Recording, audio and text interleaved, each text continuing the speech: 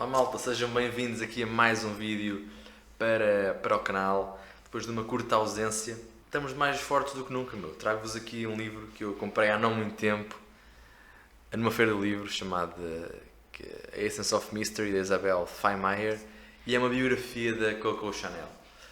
E estava lá na feira de livro a passear e estava lá uma secção de livros que já não prestam, estão a ver, tipo por 5€ cada livro. E encontrei lá este livro, capa dura, por 5€, e estava a este preço. Tem aqui uma pequena deformação da capa, nem sequer é no livro mesmo, é tipo na parte que protege. E um autêntico roubo, meu. Este livro é incrível. E eu sou um grande fã de um podcast chamado Founders, já vi muitos episódios. E para quem não conhece o podcast, é um podcast onde o autor fala sobre, o autor do podcast fala sobre pessoas que alcançam coisas incríveis. Geralmente é sobre malta fundadores de empresas, mas também fala sobre atletas e artistas.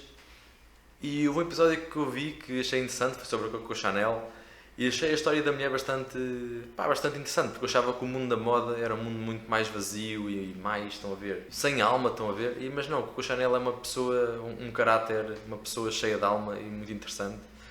E então gostava de partilhar aqui um pouco a história dela, que eu aprendi mais sobre neste livro. E Coco Chanel é interessante porquê? Porque ela é órfã, ou seja, a mãe dela faleceu quando ela era muito pequena e o pai basicamente abandonou-a. E ela foi educada num convento de freiras. E no mundo, no início do século XXI, onde é mal visto sequer as mulheres terem um emprego, é digno de admiração como é que esta mulher se torna uma das pessoas que mais marcou o mundo no século XX, ok? E também como é que ela criou uma das marcas mais impactantes mesmo dos dias de hoje, meu. A marca Chanel, a gente conhece. E eu, ao ler sobre a biografia dela, percebo-me que ela tem um certo empoderamento, ela é uma verdadeira feminista, uma verdadeira rebelde. E a forma dela ser, está aqui neste livro, que ela emprega características como a subtileza, a sensibilidade, a misteriosidade, a independência, lá está, e a rebeldia. E isso, a forma dela ser passa para as suas criações, para os perfumes que ela cria, para a roupa que ela cria, estão a ver? É uma coisa que eu noto nesta malta empreendedora, é que muitas vezes eles passam a sua forma de ser para a sua criação. E uma coisa que ela colocou nas suas criações é que ela foi a primeira pessoa a trazer para o mundo da moda feminina, neste caso, roupas confortáveis e até roupas que eram usadas por homens, roupas masculinas, para a moda feminina. No livro ela fala aqui também da criação do famoso perfume Chanel número 5, que ela criou com 2 perfumadores famosos, penso que é assim que se diz. E ela adorava tanto achei curioso que ela adorava tanto este cheiro que ela perfumava a casa toda com ele, inclusive a lareira. E também uma pessoa muito interessante na vida de Coco Chanel foi o primeiro namorado que ela teve assim a sério. Penso que era um indivíduo chamado Boy, que era assim uma pessoa também bastante rebelde e que não se conformava com o status quo e que ia procurar ideias à religião, à filosofia oriental. E ele deu-lhe uma cópia do livro Bhagavad Gita que ela guardou, penso que ela guardou o resto da vida, e ela muitas vezes ia buscar inspiração ao Bhagavad Gita. Para quem não conhece, o Bhagavad Gita é capaz de ser a obra mais importante do hinduísmo, que é a primeira religião do mundo, ok? Foi um livro muito influente para a Coco Chanel. E ela também guardou pertences deste namorado que ela teve até ao fim da sua vida, mesmo ela com 70 anos, 80 anos, guardava as coisas que tinha desse primeiro namorado dela.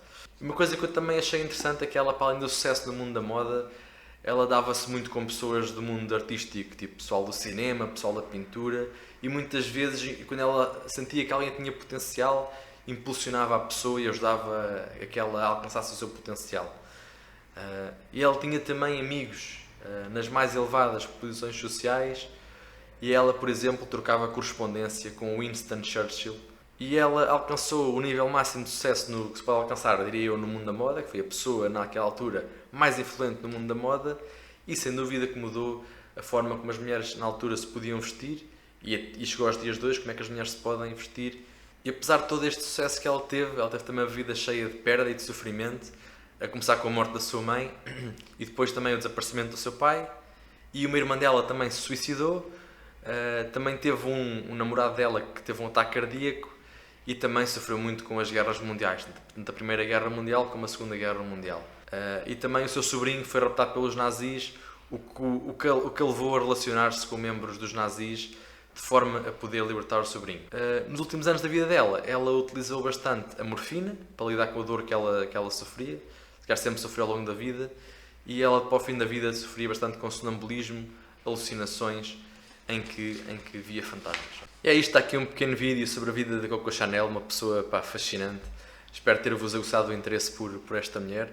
Tem uma vida cheia de sofrimento, mas também, obviamente, uma pessoa extremamente criativa, extremamente empreendedora e que, sem dúvida, marcou muito o mundo dos dias de hoje, o mundo da moda, pela forma como as criações dela, que dava vida às criações dela, tanto os perfumes como as roupas, e que mudou para sempre a forma como nos vestimos. Se alguém por acaso quiser este livro, metam aí nos comentários, tipo, eu quero ler este livro, e eu dou-vos a minha cópia deste livro para que possam lê-lo.